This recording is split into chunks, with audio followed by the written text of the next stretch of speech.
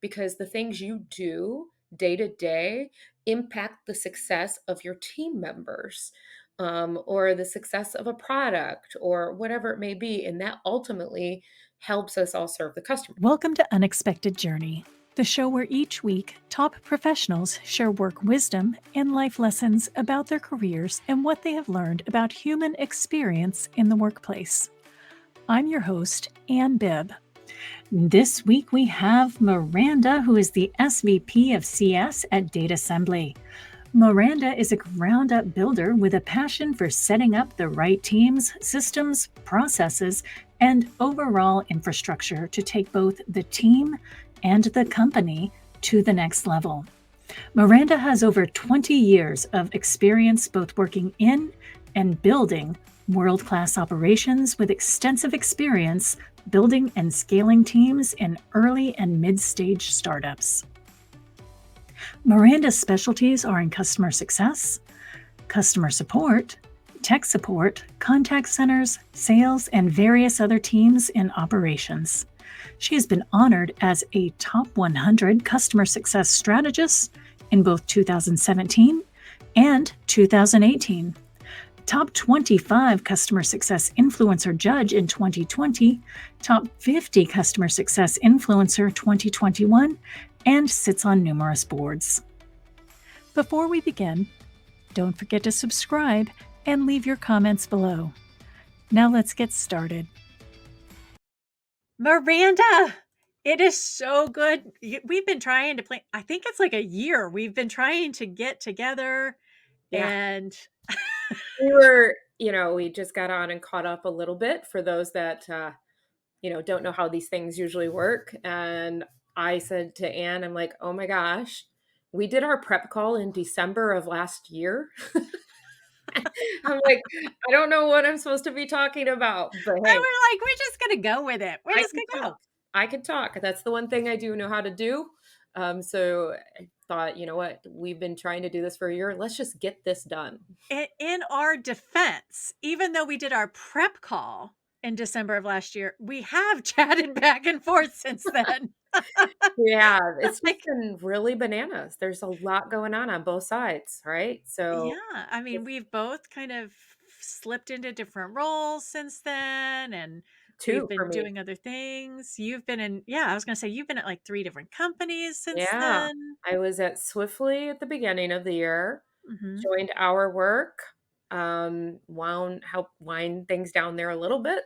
They're still operating, but I led them through a massive layoff, 2 rounds, and then I joined Data Assembly, which is where I am now.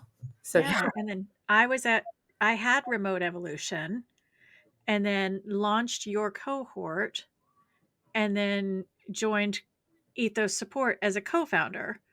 So we've both just been super busy. Right. Like, it happens, right? That happens. It just happens. So, but that I think we're kind of kismet in that way of just you just keep going and you see new challenges and new opportunities and you just Yeah. keep This going. this conversation is probably going to be very different today than it would have been January of last year. I can't even imagine. I mean, last year, I probably would have come in and wanted to talk about, landing 39 interviews with 39 different companies and how I picked the company I was going to. And boy, life is so different now for so many people. I know, last year, like the economy definitely started taking a sharp dip towards the end of the year, and people are struggling to, find employment. But like, last year, very different than this year for everyone in tech, right? And not just that, but I think that we're seeing that across the board. And I'm having this conversation frequently that business is very much a living, breathing thing. And when you are evaluating your career, when you're evaluating what you are doing for your team, you have to take that into consideration because not only what you're doing in your personal life and in your career right now, 6 months from now, it could be very, very different. True. The same for your business, and you have to be open-minded and take into consideration what is happening in the world, and more importantly, what is happening to your team, to your people, to your clients? What's happening behind the screen that you can't see? Yeah. Yeah, absolutely. I mean, we felt this, I think, for the first time in my professional career. And maybe, if I go back into 2000 when we had Y2K, everybody was stressed out thinking Oh my god, the world is ending. the world is going to end, right? And then I was in the automotive industry in 2008 when that big crash happened. I lived in Michigan. Foreclosures were everywhere. You had empty skyscrapers. And look, it was another phase of what we went through, and we came out and we prevailed. And I think COVID, that downturn right there that we had right at the beginning of COVID, where there were layoffs. I don't know if people remember this, but in 2000, we had a bunch of layoffs. It's nothing like we've had this year. So many. We had a I bunch. And mean, then, not to your point, it was a fraction right. of what we But experienced in the in pandemic or after the pandemic, but 100% in oh, 2021, we couldn't get talent. You remember? It was like 2021, 2022. We were tripping all over each other, and salaries were through the roof, and we were hearing stories of people being overemployed, like holding down 2 or 3 well, jobs. now we know there was talent hoarding happening, but Mhm. that's an entirely different conversation. Right, right. Yeah. Anyway, I digress. Um, I just was thinking what a different conversation we're gonna have today versus a year ago. But you know what? At the same time, that's why I love having guests back on, at, you know, next season or the season after, because what a different conversation we're going to have next year. Right, right. I agree. So many things change. Yeah, and I think that's a good reminder for anyone listening to this, no matter what they're going through, like, it'll pass, right? And I had a team member once say to me, and he was a very wise team member, "It's never as good as it seems, it's never as bad as it seems, it's always somewhere in the middle." And that stuck with me. He was probably 15, 20 years older than me, and I was a young manager, and he reported to me, and he had built a business and lost his business. His wife did fine, she, supported the household and pretty much worked for me for retirement money. So, it was kind of a fun thing for him. But his wisdom that he would ooze was just amazing, and saying, "It's never as good as it seems. It's never as bad as it seems. It's always somewhere in the middle." It's true. And time, when you put time in between you and whatever's going on right now, it's easier to see that, right? That's where that whole saying hindsight is 2020, because you Mhm. have a clearer mind the further you are away. So anyone listening to this right now, this is your reminder. It's going to get better if you're one of the folks out there, that the many folks that I know that are struggling with either the happenings in the world, or finding a job, or figuring out what's going on in your professional life. It'll get better. It always does. Um, Space and distance Somehow, will make it better, right? somehow, some way we survive and we get through and we get to the other side of that mountain. Yeah, absolutely. Speaking of mountains, one of the things that I know that you are very good at is working with early and mid-stage startups. This is kind of your specialty. Yes. And what we have a very eclectic group of listeners. Uh, they range from managers to C-suite across a lot of different industries, and I think it would be really interesting for them to hear from you on your approach to building and leading successful teams, especially in those early and mid-stage startups. Yeah, look, so a little bit of background about me. I know we just hopped into it assuming people knew me, but Oh, who um, doesn't know Miranda? a lot of people. Miranda DeKonsky, she's like the customer success guru. Well, thank you. But So I spent the first 10 years of my career working at very large organizations. I spent 9 years at one that was a 40 plus $1 billion a year company. Mhm. And there I, learned how to manage accounts and manage portfolios, pretty much do customer success before it was called customer success. Before, yes. Before. And then, that was in Michigan, and I left Michigan, moved to Silicon Valley, and I've now been part of 9 startups. Wow. I know, it's crazy. I'm a glutton. That may be the most I've ever heard one person say, that they've been part of. Yeah, yeah. I also I do advisory work for various other startups, and partner with some PE firms and stuff like that, early seed, Series A kind of space. So not only have I been part of 9 startups, I see many different operating models. So I feel very fortunate to be able to get to see how folks slice and dice and think about business. And this experience has taught me one thing. There are no one size fits all models, period.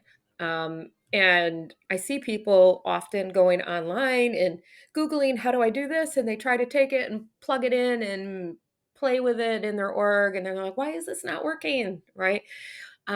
So that's thing one. How I approach building and leading is first recognizing there are no one size fits all models in startups or in business, quite frankly.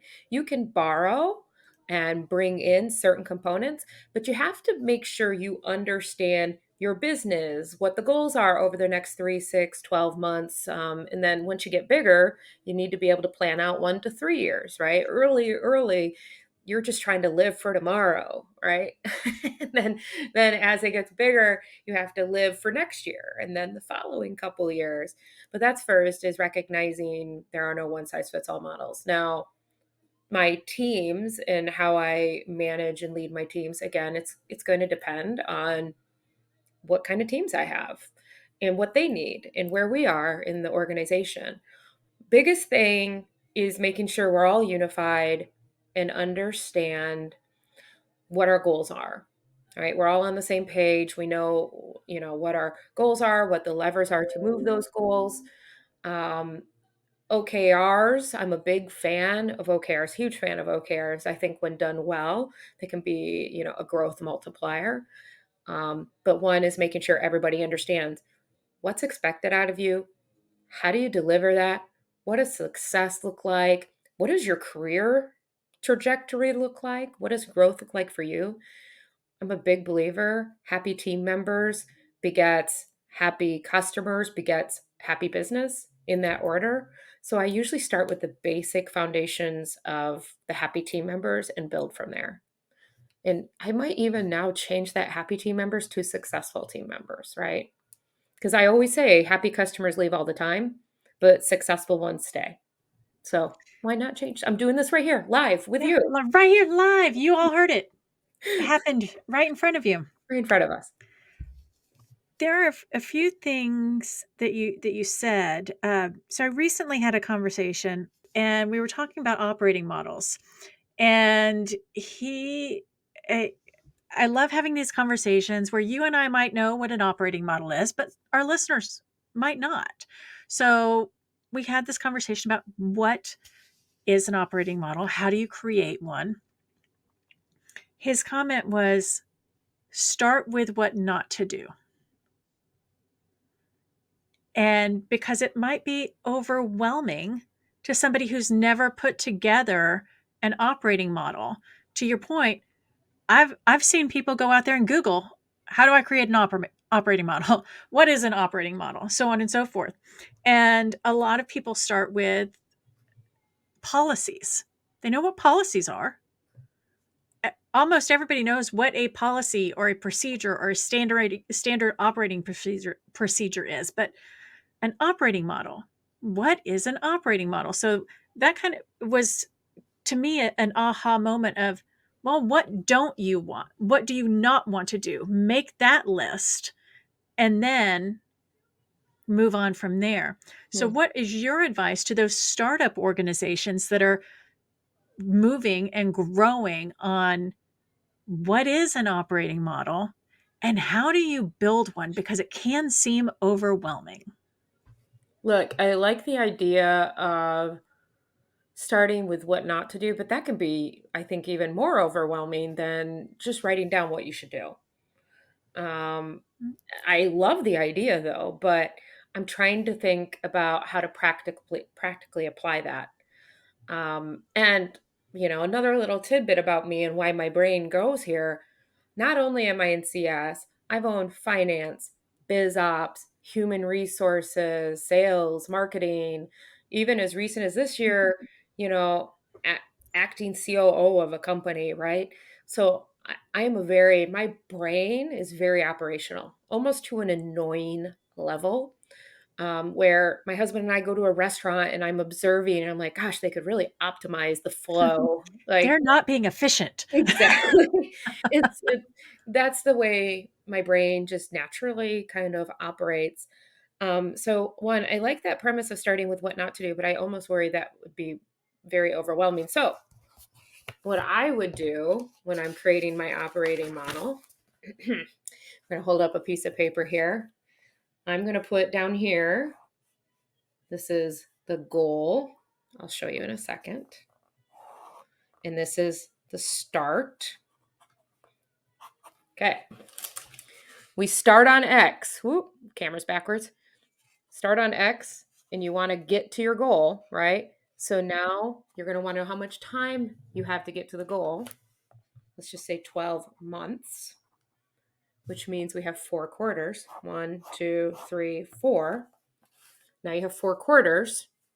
I would then break it out and figure out in each quarter, what do we need to do to get here to this goal?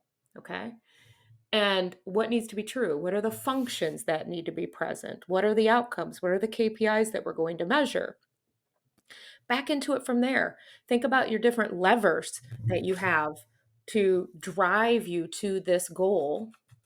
And then what are going to be the leading indicators that you know that you're moving in the right direction as you're going through these 4 quarters, right? And like I do this all the time. I know this works. It's not a fancy operational framework. It's not, anything. Doesn't have to be. It No, doesn't have to be. It exactly. needs to It's be not functional. exactly. It's not super sophisticated.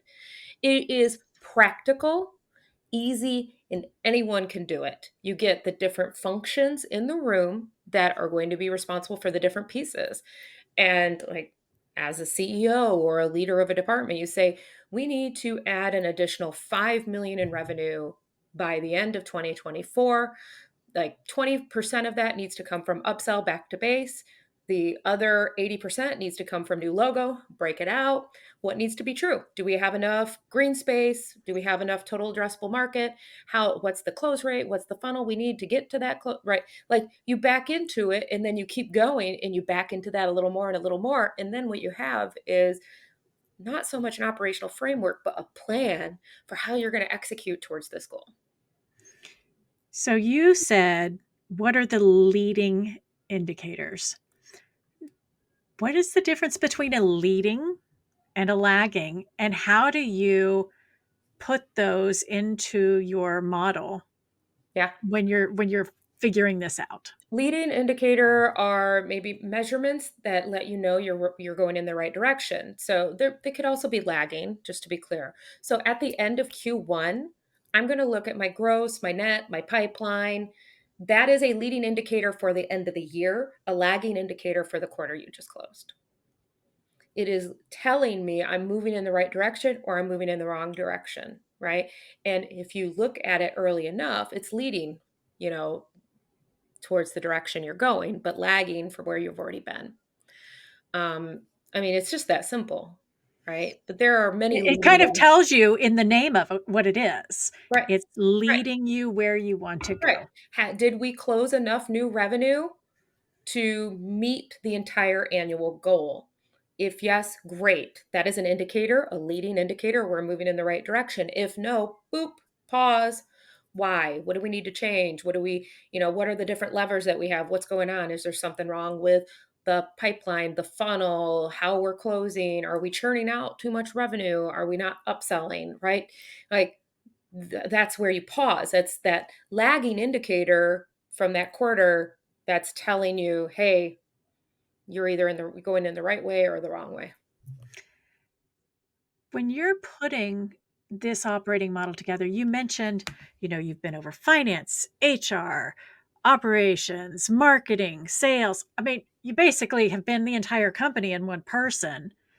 When you're putting I don't touch product and engineering. I just can't. Like that is like that is a That's different my line. level. That is a That's different my level. boundary. Exactly. Respect the boundary, people.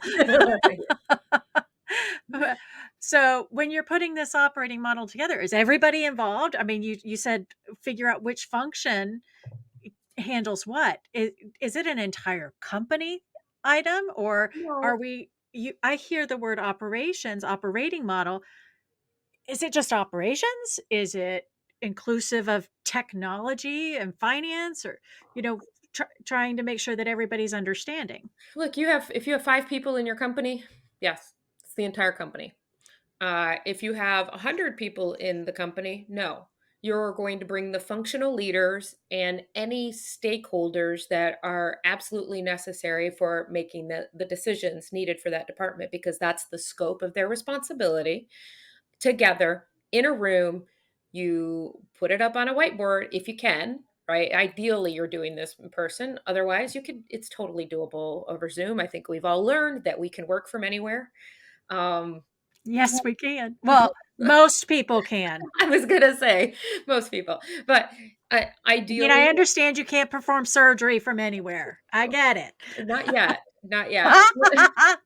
So, um, but ideally, you bring in the stakeholders and the functional leaders who know their area. I mean, look, sometimes when I'm doing stuff like this, I'll have a CSM that is very specialized in some area. And I'm like, they need to be involved. They know more of the nuances. They're more in the weeds than I am. I usually go wide and not so deep. So if I know I have somebody that I need that goes deep, that is going to call out anything that I may have a blind spot on, they're there. I make sure they have a seat at that table to be part of that conversation. Um, and look, we probably don't solve it all in one session altogether. We come up with the basic framework and understanding of what needs to be true. And then each of the functional leads can break out and let's talk about the activities and the actions and the things we're going to do in that quarter to drive that progress forward. And we unite and everybody comes together with what they're committing to, understanding like this is what's needed to move the business forward.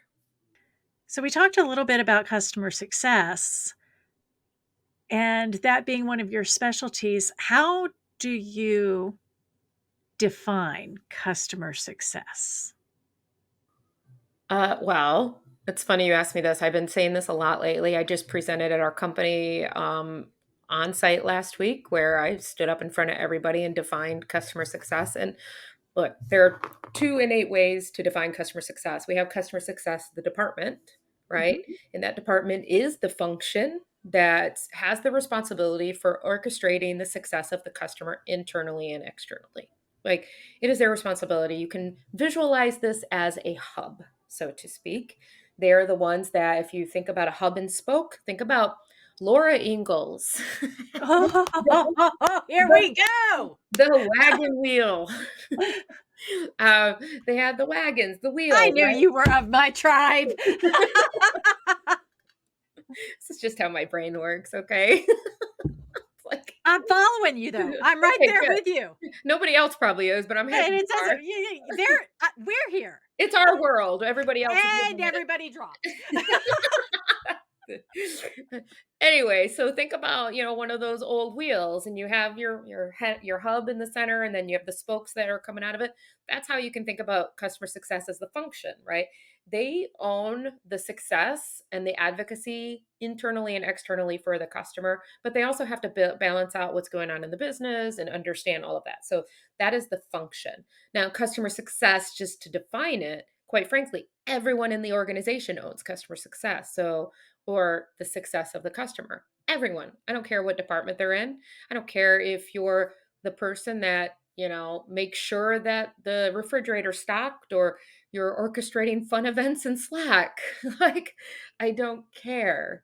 You own the success of the customer if you were employed at a technology startup, because the things you do day to day impact the success of your team members, or the success of a product, or whatever it may be. And that ultimately helps us all serve the customer. So I know that's kind of speaking in circles, but we have the customer success management and customer success.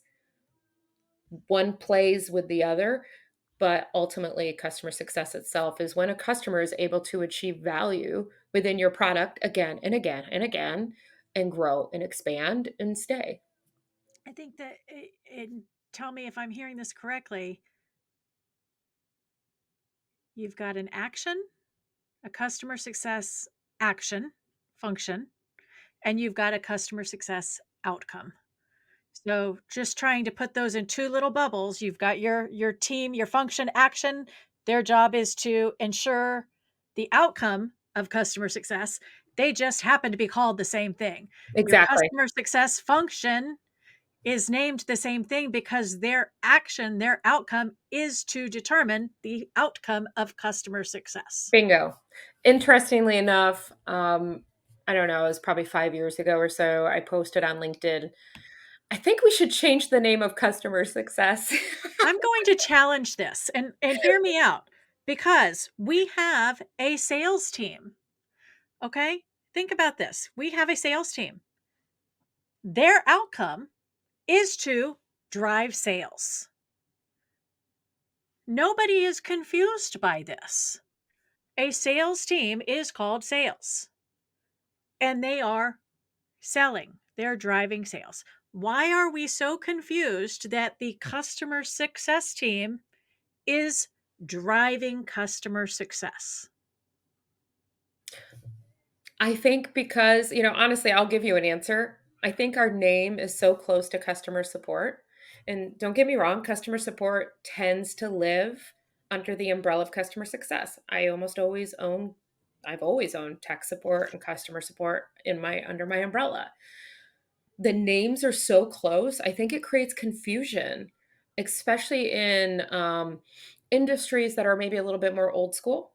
They don't know what customer success is, what it means. So we have to take the time to educate and explain, like, we're here to be your value partner and make sure that you're getting the most out of your investment. Mm. We have so many industry insights that, we talk to many individuals like you. We're here to help guide you to success, right?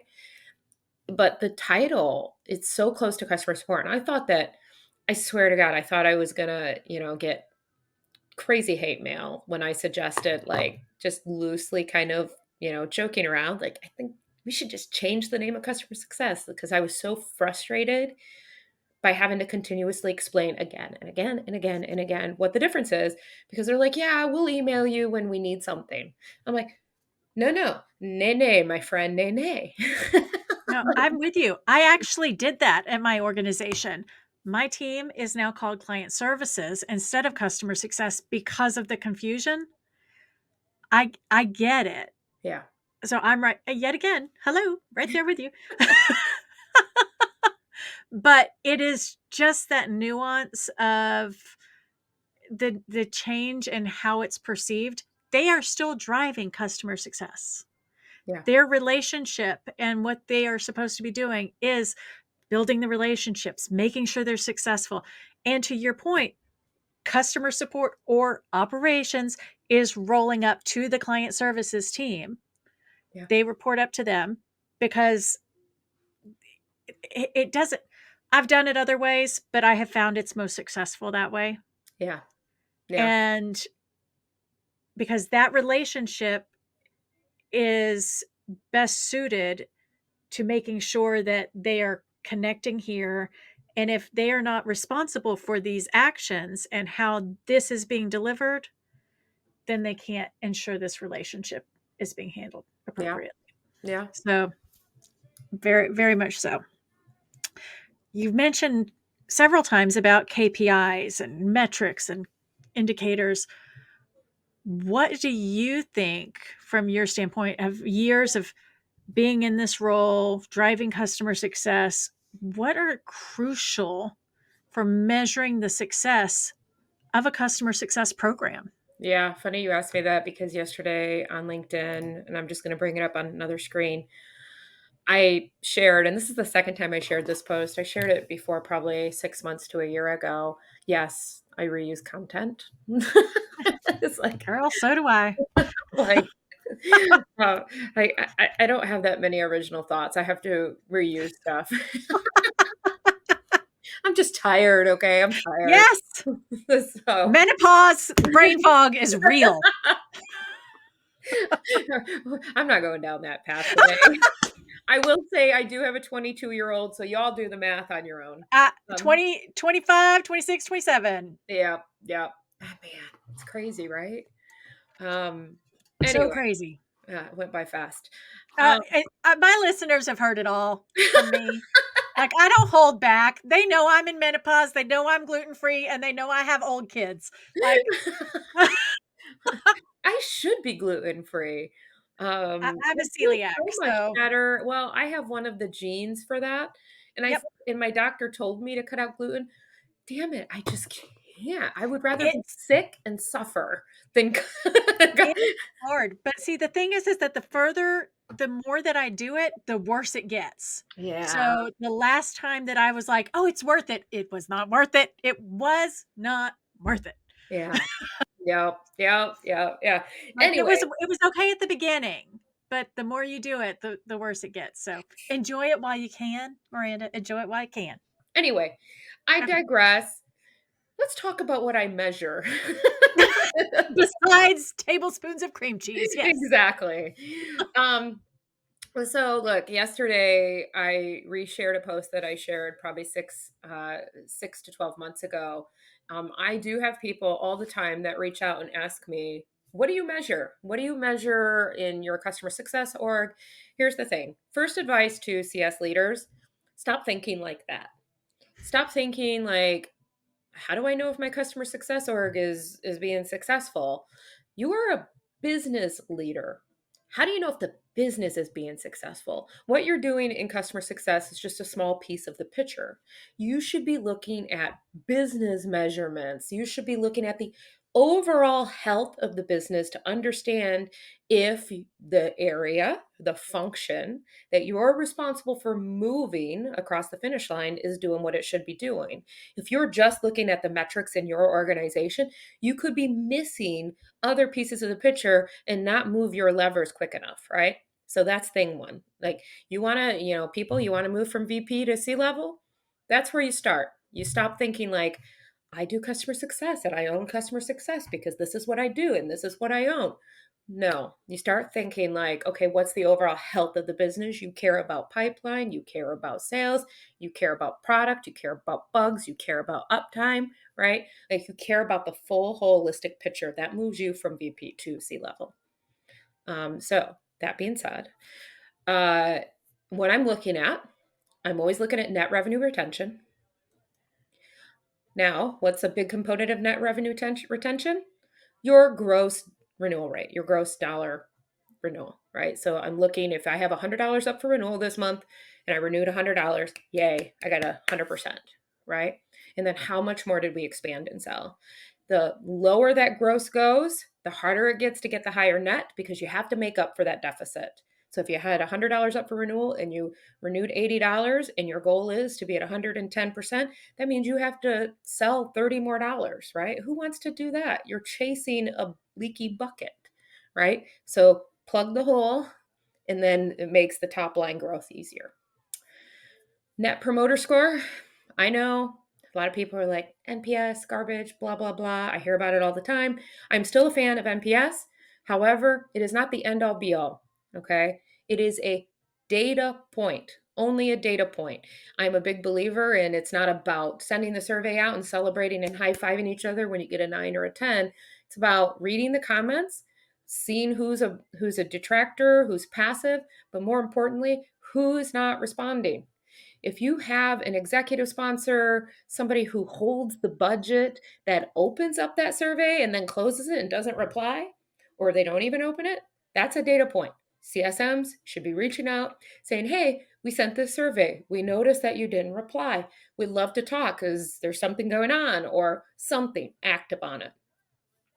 Time to first value.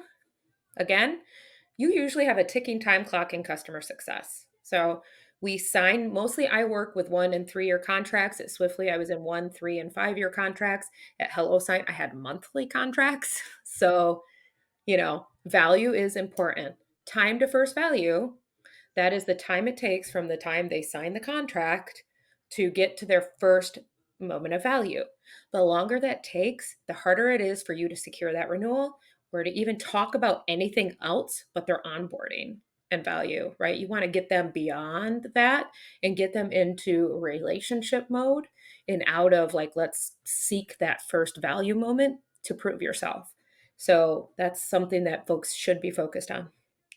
I will call out just a couple more and then I'll shut up because I'm spitting out an awful lot here. There's This is all great information. Call out all you want. This is okay, phenomenal good because there's a bunch of them because on here. this entire show is about knowledge sharing and helping people grow their careers. So this is phenomenal. Awesome. Well, I also look at CSAT. That's a no-brainer. I want to know transactionally how are we doing? That's what CSAT is, just so you know. When I hear people talk about CSAT like it's, NPS or it's a big, barometer if somebody's going to renew, it's not generally. It's just a snapshot, a moment of time. It is customer satisfaction. Like I submitted a ticket, the team solved the ticket. I'm either happy or I'm not with that resolution. That's all it is, but it's important to check it and it's important to know where you are. Getting into some of the business metrics, I look at day sales outstanding. Yes, you want to look at the aging report, your AR aging report. Take a look, see what you have in your 1 to 30, 31 to 60, 61 to 90, and 91 plus day buckets. The 1 to 60, I usually am not super concerned about. Look, we want our customers to pay their bills on time, but like customers, like trust me, as somebody who pays bills, has paid bills for organizations, it is a strategy to pay slow to reduce the cash burn. Like if you're towards a quarter end and you need to report out where you are, you'll pay slow or you'll drag it out a little bit to make your cash balance look a little higher. Mhm. Like that's a That strategy. never happens. I don't know what you're talking about. Nobody's ever seen anything like that. Yeah, yeah, no, never. Where I get worried is when I start looking in the 61 plus bucket, and Mhm. that you should look and see, which one of your customers are in there. That is a risk factor if they're not paying your bills, right? So you should know that, CSMs. You should know that, CS leaders, that your customers that you're working with aren't paying their bills. It could be an indicator of many things, and it could be an indicator of nothing, but you should know. Uh, Pipeline, I talked about this already. So pipeline, new sales closed, new sales forecast. Like you need to know what's going on. Are we meeting our goals? Here's the thing. The minute sales is having problems with top line revenue growth, guess where the pressure goes? To CS. Okay. So you need to know that there's generally more pressure about getting the back to base revenue increased, making sure we're not losing revenue, right? Like being guardians of the bottom line. And in this economic environment, the pressure it's pretty big. So Pete, you should know, how are we doing with our marketing pipeline or our top of line pipeline? How much pipeline do we need to close a deal? What's the ratio? What's the average time to close? You should know all of that stuff. Usage, adoption, runway. As somebody who just led a company through a couple rounds of layoffs, know how much money you have in the bank, because again, that's not to create fear. It's just to help show you like what should I be doing, right? Maybe runway is running a little low, so we need to really uptick on our upsells to, bring in a little bit of additional revenue or spend less, right? Maybe we shouldn't travel right now, or maybe we don't need that, $100,000 tech tool, right? So like, that is good for you as a owner in the business or a leader in the business to know all of this stuff. Rule of 40 is something new that a lot of people are monitoring. I started monitoring it last year. I shared an article about it in my LinkedIn post for folks that want to read on it. And then, of course, CAC to LTV ratio. So my cost of acquisition to LTV. Those are all things. Lastly, on top of what I'm monitoring, I also want churn forecasted 1 year rolling. I want to know what's at risk as soon as possible. Um, no one is ever in trouble if a customer churns, unless I'm 100% surprised about it. They're not in trouble, so to speak, but I'm going to definitely raise my right eyebrow as much as I can. There's so much Botox in there. Um, I'm going to raise my right eyebrow at you and say, why did you not know this was going to churn? Right. But give me that 1 year rolling forecast, my monthly red, yellow, green meetings, like keep me in touch with what's going on. I will shut up now. I think that was absolutely fantastic. Um, I think this is actually a great time for us to let everybody get to know you a little bit more and Okay. play a little game of this or that. And I know you've seen the show, so I give you two words or phrases, and you have to pick. You can't say neither or both. I know that's the You hard gave me like part. the anxiety already. Yes, that I do the same thing because sometimes I'm like, I don't like either of them. And then we just talk about why. So are you ready? Yeah, let's do it. Okay, so let's see. What is the first one that's going to come up? And the first one is I don't like it. The first one, the first one And you're is gonna give it to me anyway? yes. I have to answer it too. It's Oh, okay. bungee jumping or skydiving. Skydiving, I guess. Yeah, I think I would pick skydiving. Do I tell you why or no? Yeah, why? Um, I mean, I don't know, like bungee jumping, I don't like the idea of like being flung and then bouncing back and forth.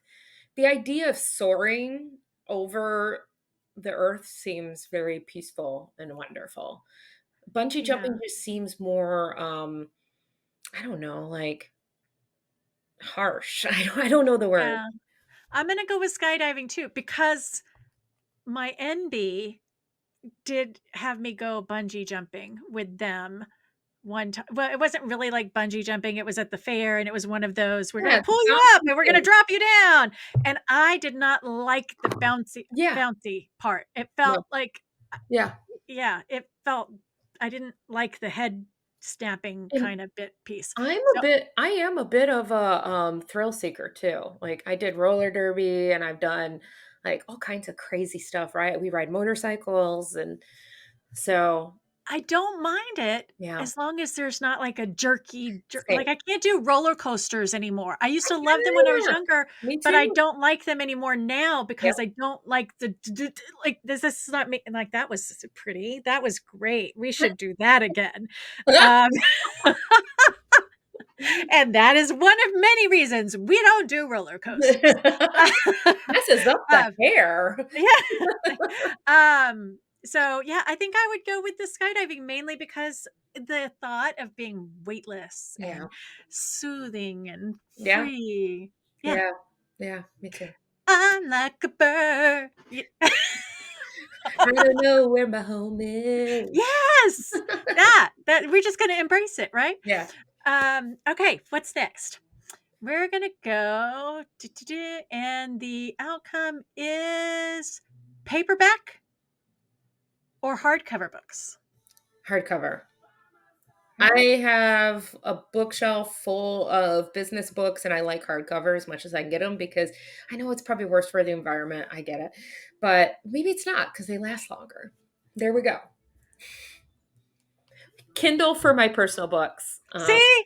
This is one of the ones I would say neither because I am a Kindle person, but I can't pick neither. Yeah. Right now, I'm reading a memoir by Osama bin Laden's sister in law about her time being married to his brother and living in Saudi Arabia. It's so good. I So bet that is good. fascinating. Yeah. Anyway, keep going. Sorry. I think I'm gonna have to go with paperback mainly because I have interviewed so many amazing authors on the show, and generally they'll send me a copy of the book, and they're almost always paperback. So I have all of these paperback books, and I just love getting them. So I think I'm gonna have to go with paperback just because of that. Hey, I love a free book too, and I won't discriminate. You want to I send me just paperback books? I'll take I just paperback. love the little notes they put in them. When I buy though, I buy hardcover. I try to. I so funny story, when I got married, my husband and I had to I didn't get married until I was 35, and my husband and I paid for our own wedding, and I had a collection of Danielle Steele books, and some first editions too, and I sold my collection, and they were all hard copy, Yeah. all hardcover. Um, got actually a pretty good chunk for them, but I they were all hardcover. I went to Danielle Steele's stepson or half son or my stepson's house in San Francisco in Billionaires Row for a dinner with Trevor Trainer is his name. Um, Very fascinating guy. Very fascinating guy. So yeah, I'm you're not at all speechless. jealous. Not not at all.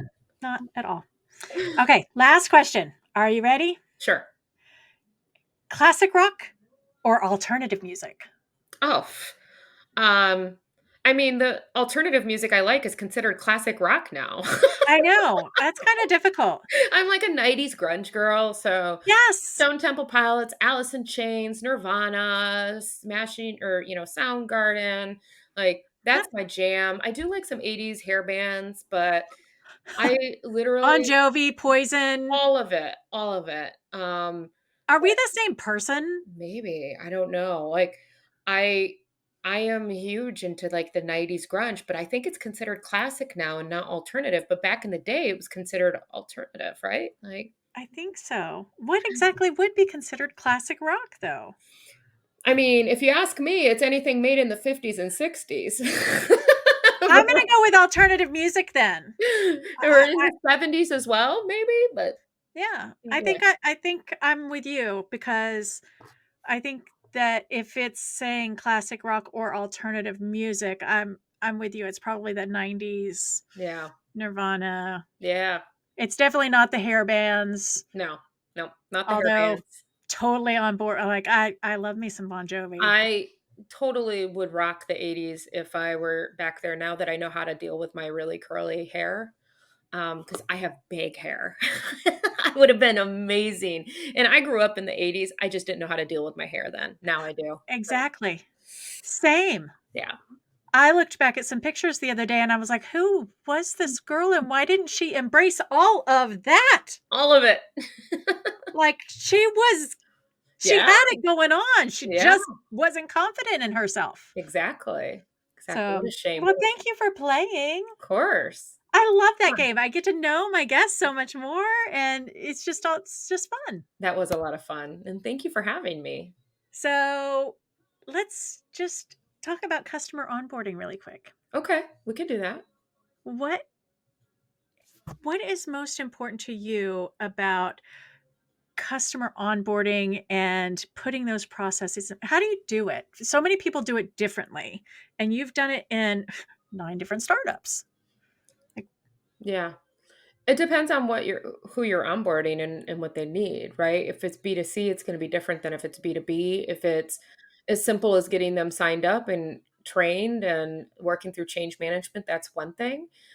At Swiftly, our onboarding could take anywhere from 3 months to 9 months, and, like, we had one customer that went, well over a year because we had so many different components. Yeah, it just depends. First and foremost, I will say regardless of what is needed to get the customer onboarded and help them through change management, which is huge, huge, huge, huge, huge. I can't reiterate that enough. Um, Make sure you have it documented, you understand what is needed to be done, and the customer understands what is needed to be done. What are the milestones? What do they own? What do you own? Have a regular cadence of check ins to make sure that you're getting the part from them and you're giving them the part from you, right? Just communicate and be very clear about what to expect and what's going to be done.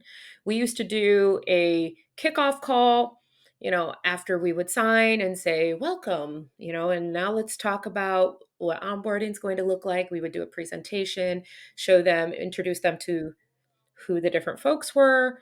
We're going to ingest multiple data feeds. So we're going to need access to this system, this system, this system. And we're going to set up these trainings, right? So just make sure you communicate it. The fun thing that we did at Swiftly that I loved is we did a graduation from onboarding. That way it was like an official, like, you did it. You made it through onboarding. You are now formally going to transition to your CSM, who has been there all along. So they now know the CSM. And I, onboarding leader, am going to move to my next project to onboard the next, you. And when it went virtual, when everything went virtual, we used to have fun with it and put like party hats on and graduation hats on Zoom and show up and be like, congratulations, it's been a long 6 months, but you did it, you know? Um, so yeah, that's my 2 cents about onboarding. I always ask my guests to speak directly to a specific individual before we leave. And I would love it if you could talk directly to a professional who is wanting advice. Um, they're aspiring to build a career in customer success and support, and they just want to know, what is your advice to them on how to pursue that career and grow their career? Yeah. So first, don't get frustrated with the current environment that we're in. Um, Given the nature of where we are with the economy, the market is very infiltrated with amazing candidates and talent. So that does make it harder. I'm just being real for folks to break in, but don't get frustrated. Think 2 to 5 years out, not 6 to 12 months. What do you need to invest in right now to build up the skills? So when your time comes and you are ready to put your name in the hat or you get that chance to interview, you have real tangible examples of how you built up the experience to be a viable candidate. But the biggest advice is don't get hung up on the 6 to 12. Really think like 2 to 5 years out. So the second thing I will say is be open and willing to getting a start in an organization, in another department, and then getting your experience by shadowing or partnering with the customer success organization. Example of this is start in sales, start in support, talk to your manager and say, I'm really interested in being in customer success. What would need to be true for me to get a chance to do this? What are the skill sets I need to build? Can I mentor? What can I do in my spare time? Right? That will speak to your manager. Some managers may be afraid that you doing this will take away from your core job. Like, immediately squash that by offering to do these things in your additional time, in your personal time, because that'll show them you're very serious about it and you want to move to that area. Miranda, why would someone reach out to you, and how would they reach out to you? Well, how is on LinkedIn. I'll start with a how. I have a Twitter. I'm not a tweeter. So I'm like, I think I'm not an Xer, but you are actually an Xer. I am an Xer. I'm a Gen Xer. Yeah. I'm sorry. It is Twitter. It is Twitter, Twitter, It will always be Twitter. Twitter. I'm just saying they could have done better on the change management with the name change. That is all. This is a lesson in customer success live right here. That is all. Right here. So LinkedIn is the best place. And why somebody would reach out to me. I talk a lot about building customer success, operations, leadership, how to interview, how to get hired. I do little things to try to help the community get their names in front of hiring managers. So, all those types of things. And look, I get boatloads of messages. I will just caveat this by saying, please be patient with me. If you reach out to me and I don't respond right away, it takes me sometimes a good week to get back to everything that's in my inbox. So, but I do get back. You are, I have to say, one of the biggest advocates of individuals, not just the customer success community, because you are that as well. But one of the things that absolutely drew me to you as an individual yourself was the fact that you promote those individuals and you're like, this is a person, this is a human. Take a look at this person who is looking. Yeah. You're not just talking about your company, you're not just talking about you, you're not just talking about the industry. You actively share individual humans, and that is inspirational, motivational, and just all around a positive thing that I am so massively impressed by. Thank you. Look, I am so fortunate to be sitting in this seat. I've been very open about me growing up in extreme poverty. You know, I was emancipated at 16. I've been on my own for a long time and didn't have like that family unit. So I've been propped up by folks over the years that have given me chances, have opened doors for me. And now I'm fortunate enough to have the opportunity to be able to do that for others.